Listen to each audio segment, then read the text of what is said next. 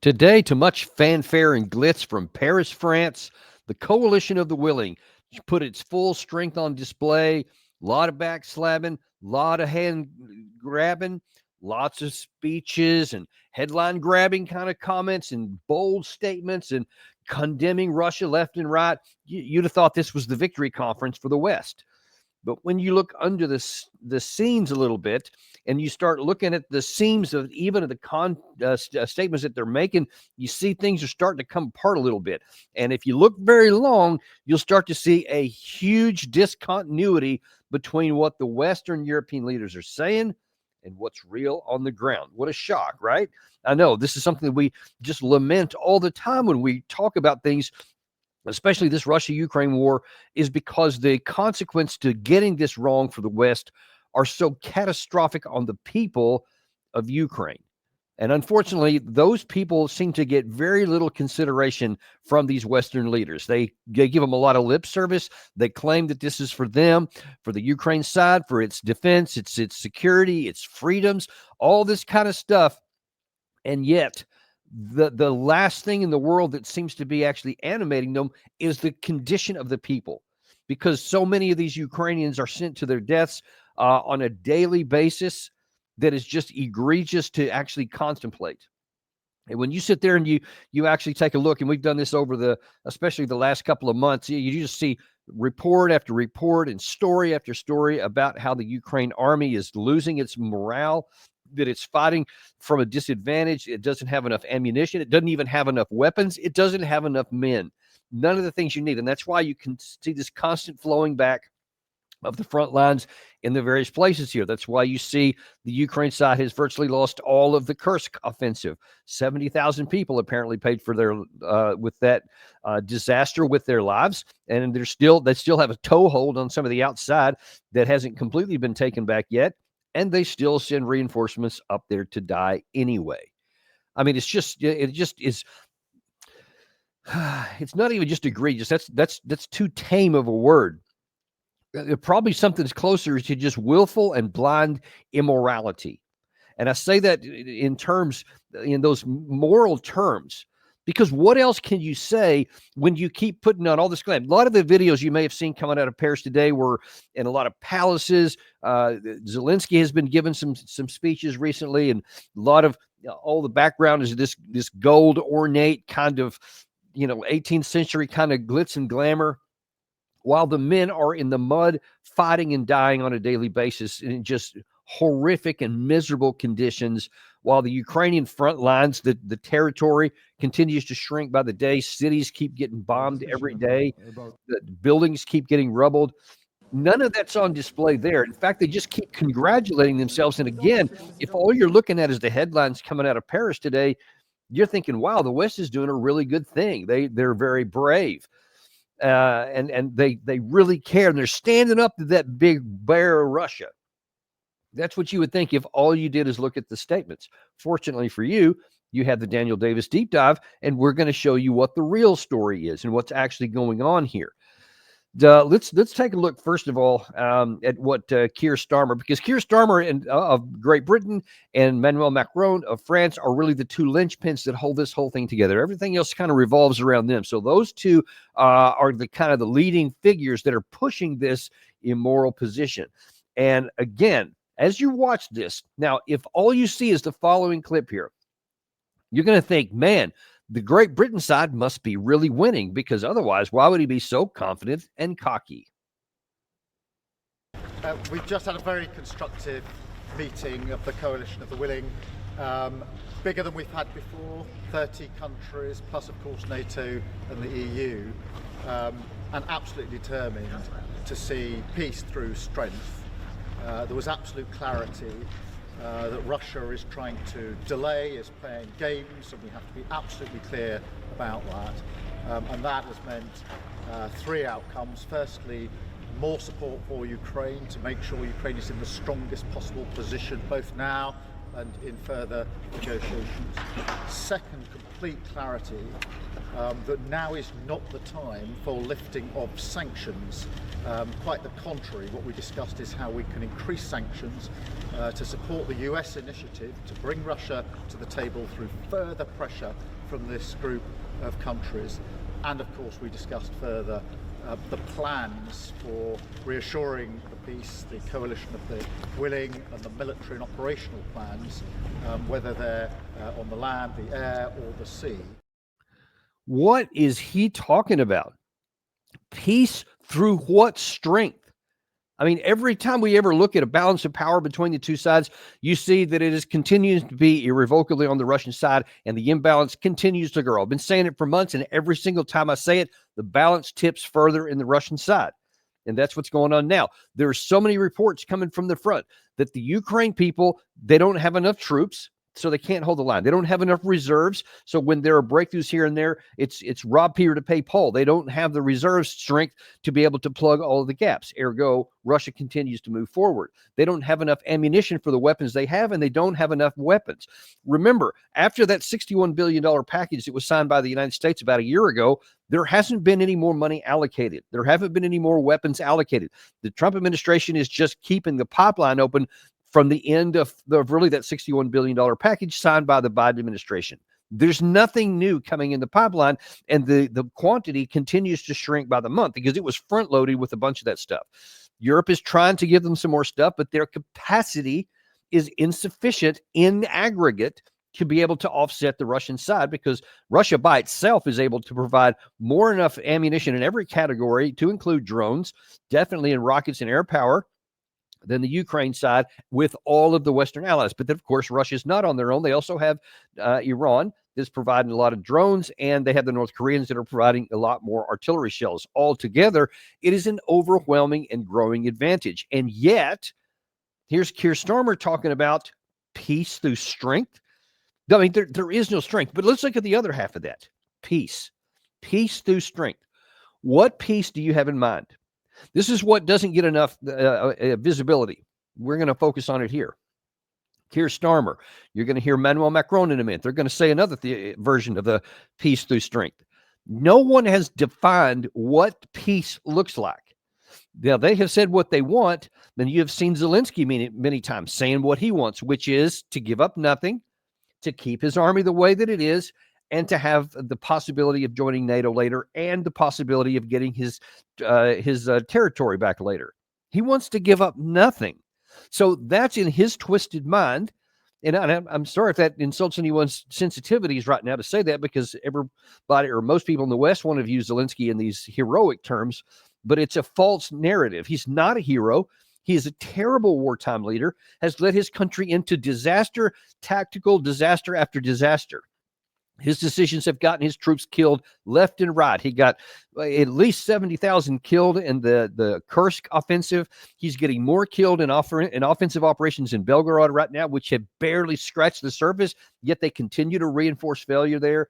They had a couple of operational size, or actually smaller than that, but a couple of attempts in Touretsk, and I can't remember where the other ones may have been, Kupiansk, in the last 3 or 4 weeks. Tactical counterattacks in those areas there, which had some success, then they were driven back. Every time you do an offensive strike like that, you lose more men than you would if you just hunkered down in your defensive positions. So all the decisions that he makes strip even further the manpower core that they have to have. That again makes it almost, in certain respects, irrelevant how much ammunition and weapons they get if they don't have the troops to use enough troops to use what they're given. But, you don't have enough of any of those categories here. So what is the outcome that Kier Starmer is seeking when he says peace?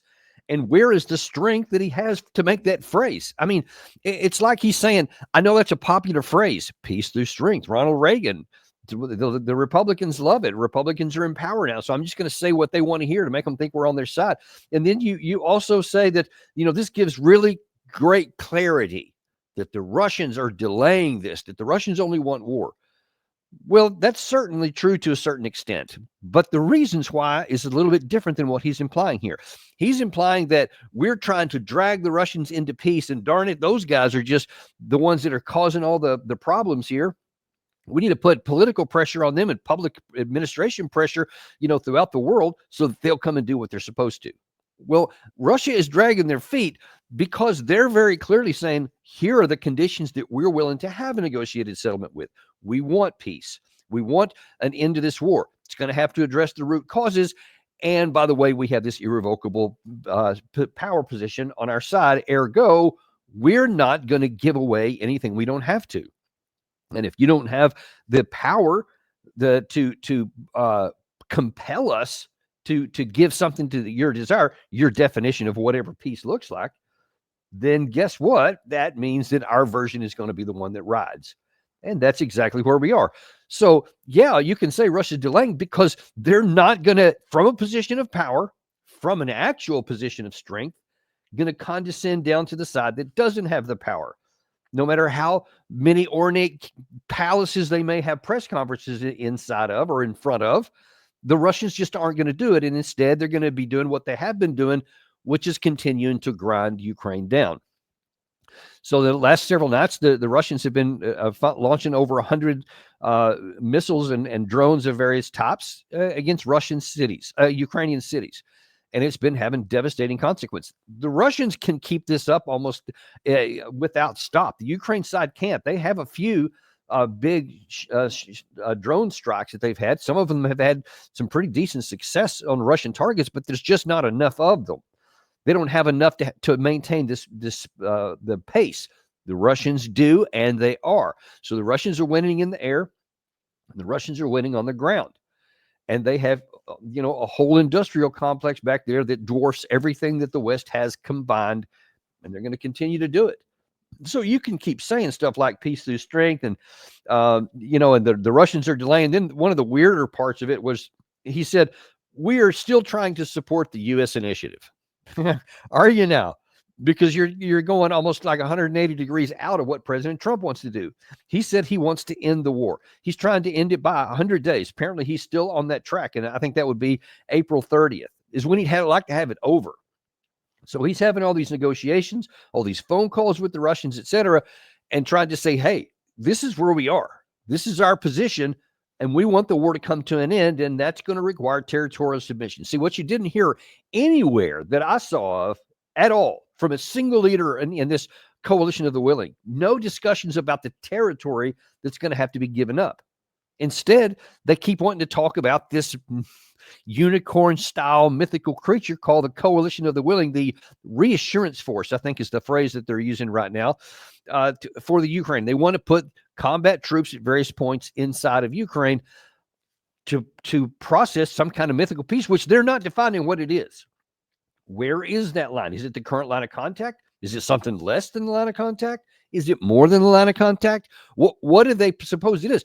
See, they're not even saying what they want, whereas apparently the United States is. They're saying the 4 administrative borders of these 4 provinces, the same thing that Russia's June 14th lines from last summer. That's what apparently the United States is saying. That's why you've seen them over and over in several interviews on Tucker Carlson, on some others that said, there's going to have to be some territory given up. You saw we had that clip the other day of President Trump saying, yep, we're talking to both sides. There's going to have to be territory given up. Now, then you want to say, Kier Starmer, we're working on the American initiative, and you're not even mentioning any of the territory, and you're definitely not mentioning any of the issues that have to do with who's going to be able to patrol this at the end. The Russians apparently are categorically willing to entertain the possibility of troops to monitor whatever the final line turns out to be, but they have some big caveats of what it won't include, and that is any British troops, any French troops, any troops at all that come from a NATO flagged country. Categorically reject it, won't even consider it. Then why are you spending all this time and all this money going down a path that cannot and will not succeed? And is not in line with what the United States of America is doing and what President Trump is pursuing, trying to get. So we keep this big gulf between Western Europe and the United States, and who's caught in the middle, but the Ukraine side. See, Russia's not in a hurry. You need to understand that. You keep saying that they're dragging their heels. I guess from a certain percent, that's right, because they don't need a deal. If they had to fight another full year, they'll fight another year, because at the end of the day, they're going to do whatever it takes to secure their interest, and their interests are defined as on our western border is secure. There is no NATO. There is no military force that can pose a threat to us or the Russian-speaking people in these new territories. That's one of the things that they're saying. So all the 4 territories, in their view, are already Russian territory.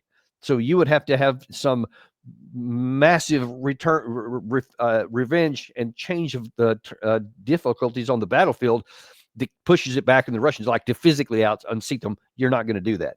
So given that combat reality, that ground truth, hardcore reality on the ground, then where do you want to go, Europe?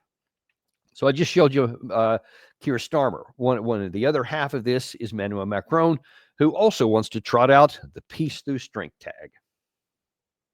All in all, where you, Mr. President, had the courage to take the risk of peace by proposing and accepting this 30-day ceasefire in the air, at sea, and on civilian infrastructure, Russia has provided no solid response.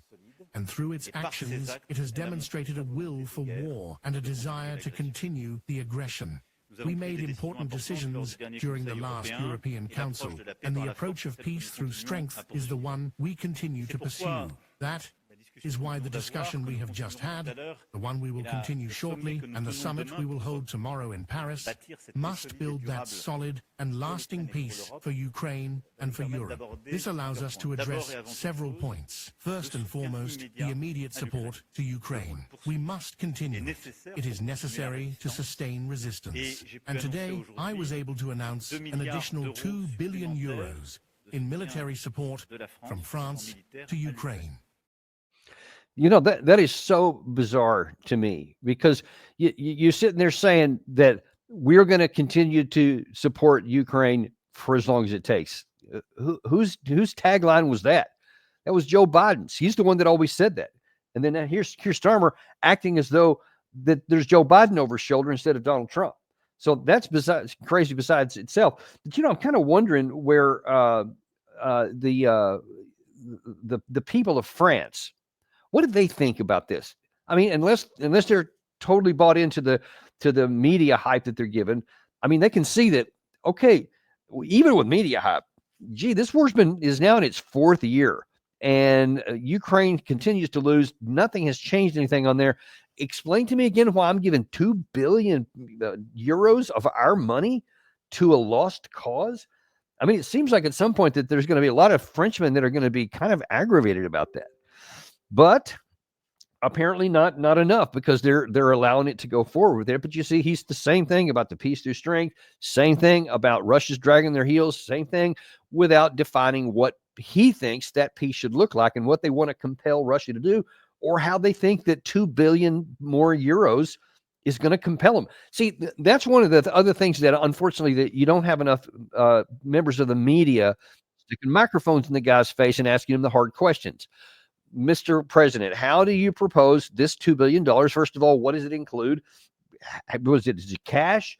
Is it more ammunition? Is it more tanks and more artillery pieces? What is it? What is it? And then whatever that answer turns out to be, now show me on a map and show me on the manning position for the Ukraine army, how many people they have. What is that going to do to the battlefield? Because first of all, you have to stop the Russian advance. You have to be able to prevent them from going any further. And not just that they have to stop, but you have to prevent them and make them stop, because you have enough strength to do that, to the extent that Russia has to conclude that, oh, snap, we don't have enough manpower or ammunition or time. We're never going to get to our objectives over there. So I guess we better sue for peace. That's what would have to happen for Macron and Starmer and the rest of these 30 nations. That's what you would have to be able to show on a graph, on a map, on a reality on the ground, is at least theoretically possible. Because if you can't, then it is irrational and illogical to spend 1 more euro to spend 1 more Ukrainian body. And that's the problem, that no one sticks a microphone in the guy's face and asks him to account for how this is going to go beyond the headlines and beyond the glitz and glam and the really provocative and bravo and brave sounding comments. And unfortunately, that passes in Western Europe. I guess because they just don't want it. Too many people just want it to be true. They don't want to look at the ground truth reality, so they don't want to ask the hard questions that they have to have answers to. Because right now, I can tell you, I have done at least a good portion of the analysis, and I can tell you there is no such force on the West. There is not the Ukrainian manpower. There's not enough artillery shells, not enough tanks, not enough air power, not enough anti-aircraft missiles, not enough offensive missiles. There's not enough of anything to even stop the Russians, much less actually be so strong that it compels Russia into a literal stalemate over some extended period of time to where the Russians would be unable to break through it. And only then would it even be theoretically possible for them to come to that conclusion. It ain't going to happen. The inputs simply don't exist. And yet that's where France wants to go. But Macron had one other interesting thing to say, is that he says, and by the way, as long as I'm defining the terms here, Russia doesn't even have a say. I want to be very clear this evening. Russia cannot and must not have a say in the support we provide to Ukraine, nor dictate the terms of this lasting peace.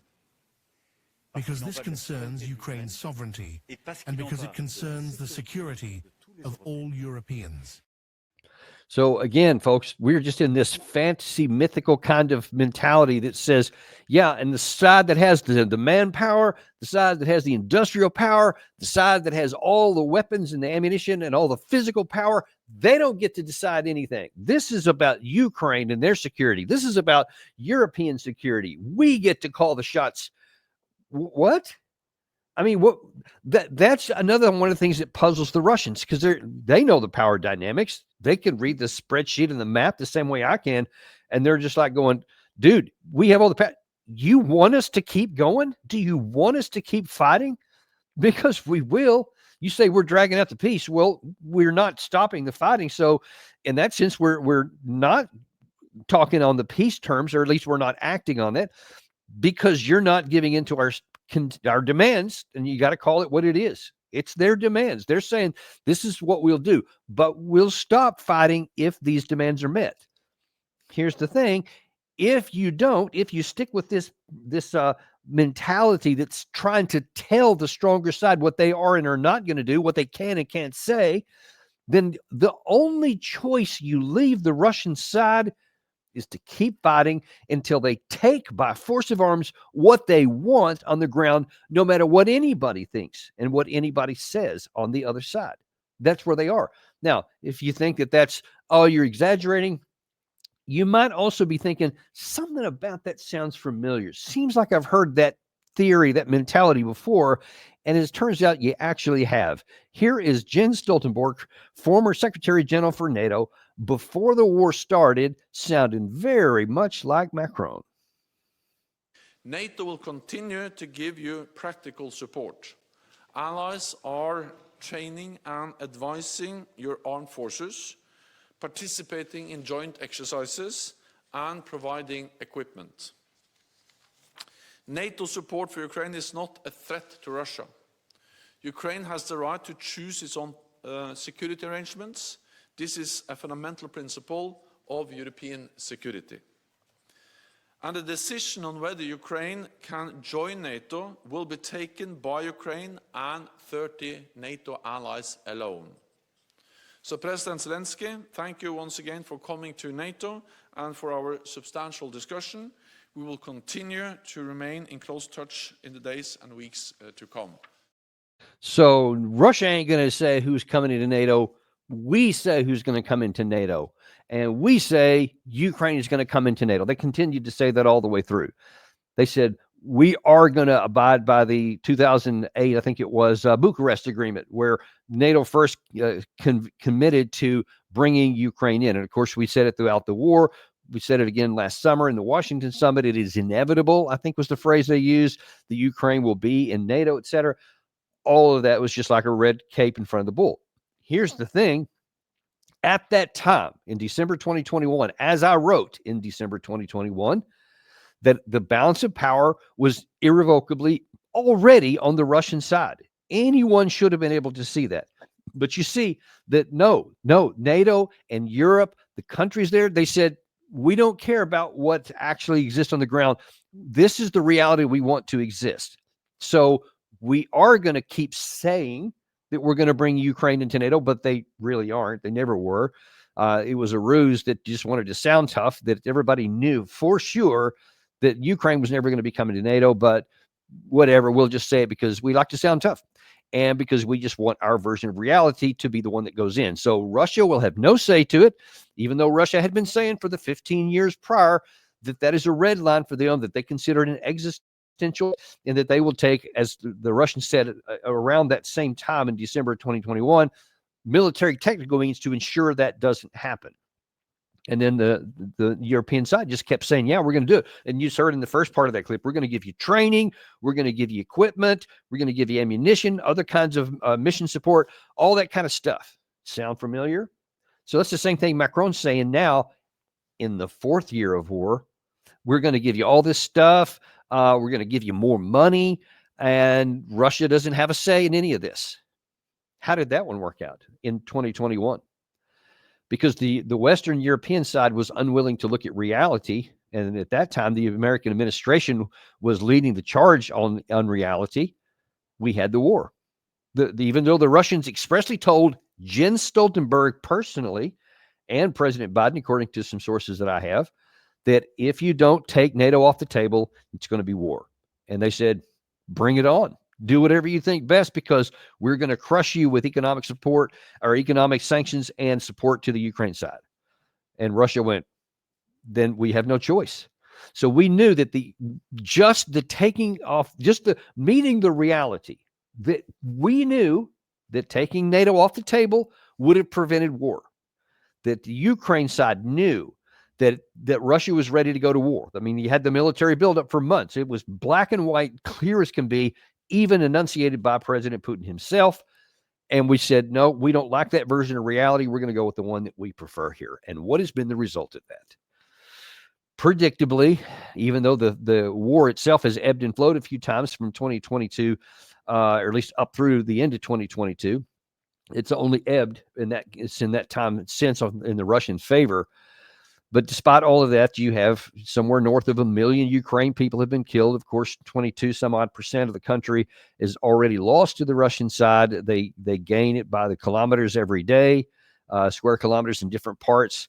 And then the worst of all, the Ukraine casualty rate keeps going up every single day. Every single day. So the longer we go on without adhering to any reality, we're going to follow the same path that we have since 2021. We're going to have the same predictable, calculable results that we've had since 2021. And it's just going to see more and more Ukraine people killed. And look, from the Russian side, there is, as I said earlier, they're kind of perplexed about this, but they're not confused on what the reality looks like, as Sergei Lavrov illustrates here. Europe is now taking a completely different path, just as in the times of Napoleon, in the times of Hitler, and the Crimean War. It is once again showing its eagerness to inflict a strategic defeat on our country. By pumping the Kyiv regime with weapons, London and Paris, especially the two leaders, Starmer and Macron, with the support of a not-so-powerful choir from the Baltic states and several other countries, are not only talking about continuing to supply Ukraine with weapons, but also about some kind of coalitions of the willing, and about deploying a so-called peacekeeping mission, or a mission to ensure Ukraine's security after the war ends. And the Russian leaders, several of them have gone on to say, I don't know what you guys are thinking, but if you put any soldiers anywhere in Ukraine without our express consent, we're simply going to recognize them as enemy combatants, just like anyone else who has a weapon, and we will reserve the right to attack them. Because there's some specific discussions that have been coming out of this latest meeting in Paris where they're saying maybe we'll put some in some of the cities kind of halfway between the current line of contact and the Dnieper River, and we'll put some more maybe further back in Lviv and some other areas here. I mean, first of all, just from a military perspective, what the hell, man? Seriously? You're just going to put them in a couple of cities? What is that doing? Just putting them in the country, not on the front line, not they're fighting, which, by the way, some reports this afternoon has said Zelensky was kind of irked about that. And he goes, I don't want guys just sitting in barracks or buildings and hotels or wherever in the interior of my country. I want them on the front lines. He actually wants them on the front lines, like he has been saying for a long time here. But the Europeans are saying, no, we'll put them here. And the Russians are saying, you can put them on the front line. You can put them here. You can put them in the back part in Lviv, wherever you want to put them. We reserve the right to attack them because then they're entering the war zone and we'll respond accordingly. And if anybody has any confusion about whether the United States would come to their military defense, if they're foolish enough to put their soldiers in harm's way when the Russians have expressly said, we'll attack them if they come in here, you're wrong. You need to figure this out, Europe, because President Trump has emphatically said on many occasions, we're not going to fight World War III with Russia, period, full stop. That's not even on the table. You talk about things on the table or anything up for, that's not even on the table, not up for discussion. President Trump is doing everything he can to get this off the table because he wants to go beyond the war already. He's looking at things to try and improve relations, normalize relations, and lower the risk of an actual World War III, to lower the risk of a nuclear escalation. That's where he is sharply focused, and it's just crazy that the Western European leaders are not following that same path. They have everything to gain by getting the war over and normalizing relations with Russia. Everything to gain from it. Because look at, I mean, how many more times does somebody have to again look at a map, look at a spreadsheet of forces, and look at the geography and the military difficulties of Russia even thinking about attacking into Western Europe? And in the current situation here, they have no interest in doing so and a whole lot to lose. And of course, the minute that you cross into NATO territory, now then you have the ever-present risk of a nuclear response. So it would have to be some really compelling situation for Russia to even think about doing that. And right now, even as much as they built up, they don't have the capacity to roll into the NATO Europe, especially in the Poland or Romania, some of these other areas right there. They couldn't even do that. I mean, it has taken 3 years for them to get up to this point, to not even to the Dnieper River so far. So there's really no basis to fear a conventional move forward. So therefore, it is in the interest of nuclear-armed NATO to get the war over with and then to get back into trying to normalize relations so you don't have to keep throwing 2 billion euros into this, or 4 billion for the another fund that they're trying to get, 40 billion for another one. And we're not even talking about rebuilding or so. Once the war's over, then there's going to be a huge ask from Ukraine perpetually for as far as into the future as you can imagine. I need some help rebuilding here. And you're talking scores of billions of dollars, probably indefinitely for each year, is going to be requested to try and rebuild some of this stuff. And we'll see how enthusiastic they are about following through with that. But that's yet to come.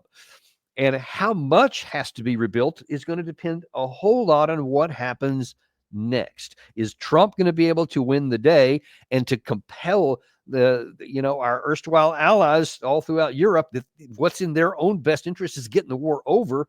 Or are they going to go their own way and say, we're tired of dealing with the United States? There's a big hubbub because of this Signal tweet chat that got released or whatever, and everybody was talking about what happened to the Houthis in Yemen. But another portion of that, as we talked about it on an earlier show today, is these comments by Secretary Hegseth and the Vice President, very derogatory toward Europe. So maybe they'll say, you know what, screw y'all. We're going to go this, or we're going to go our own way. We're going to do it even without you. Wouldn't recommend it, but if you want to try, I guess it's your national prerogatives. You can take an issue and a course of action, even if it doesn't have a lot of sanity behind it and has no chance of success. But I guess if you want to, you can, because Vladimir Putin, who you love to demonize, is looking at this very rationally. He's counting the cost. He's looking at the spreadsheets. He's looking at the military map. He's looking at the military geography. He's looking at the economic issues. He's looking at the diplomatic issues.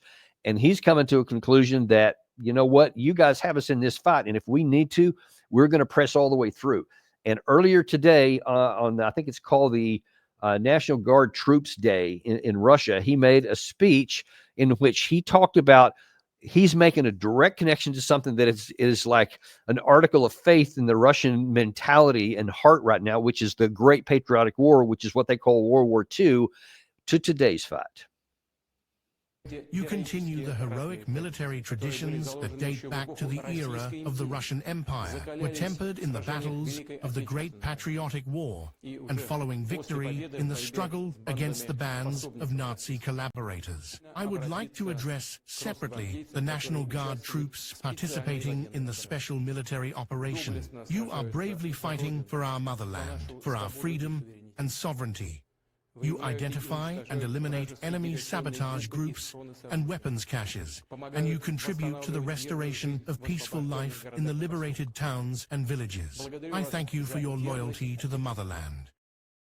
See, that whole thing about motherland, that is something that's really patriotic to the Russians. That's a really strong, it's like stars and stripes kind of thing to the United States, and you're fighting for your country, that appeal to the motherland. And that goes back to the huge sacrifices, the millions of people that were lost on the Soviet and the Russian sides during World War II, which they eventually overcome.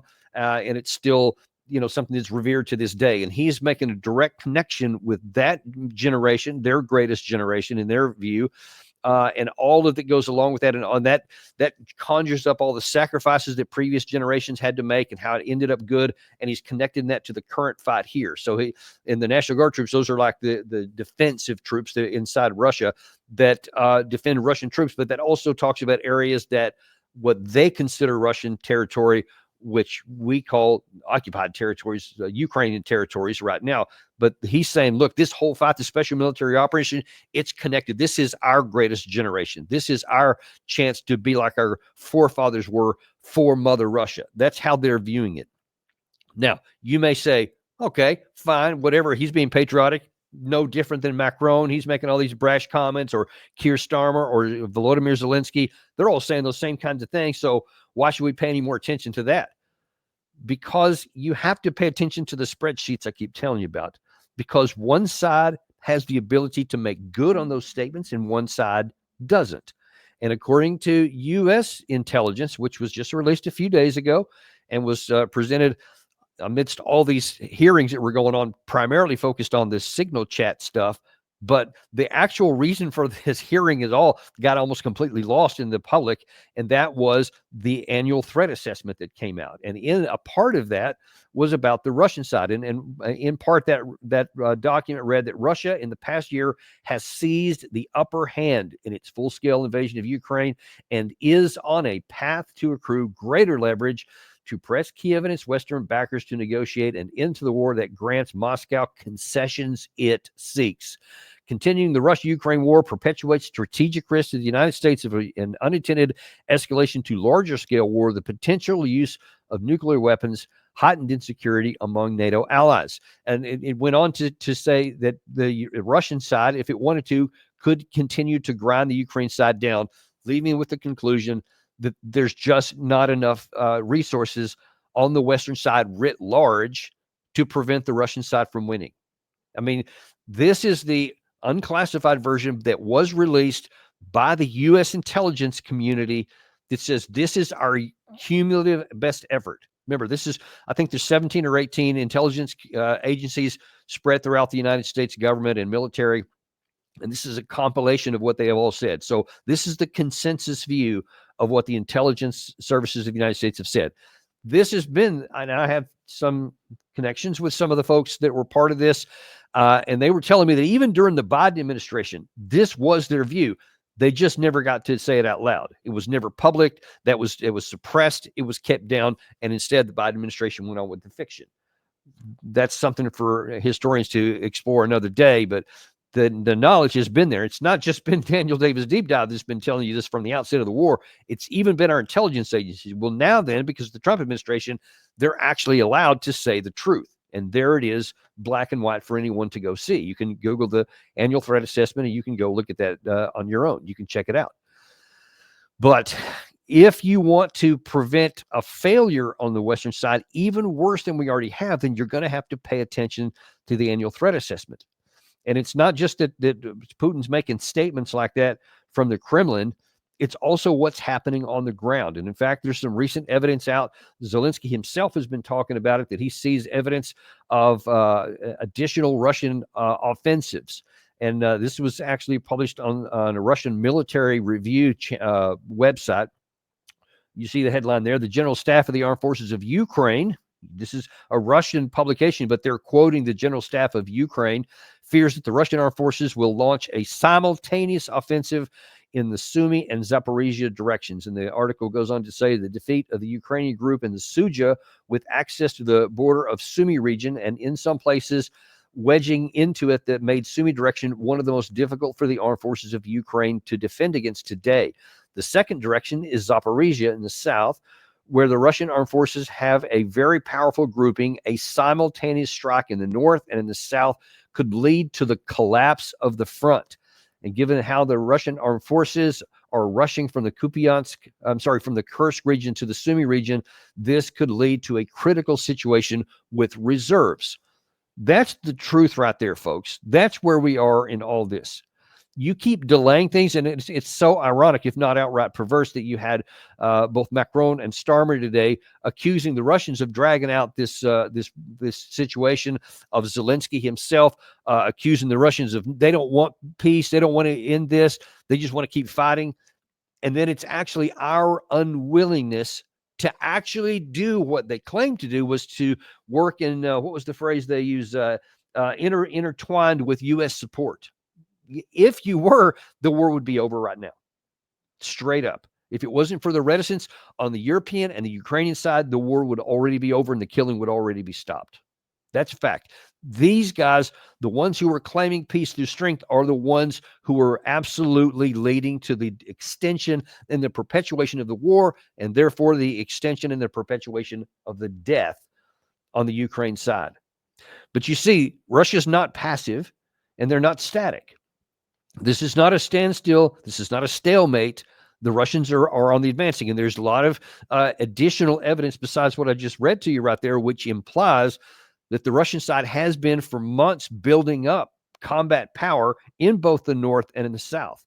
And they're coming out of the rainy season right now, and as we get ready to come into April, the ground is very much amenable to cross-country traffic by armored vehicles, and the window is going to open up for them to launch a major offensive, and possibly a two-pronged in north and the south.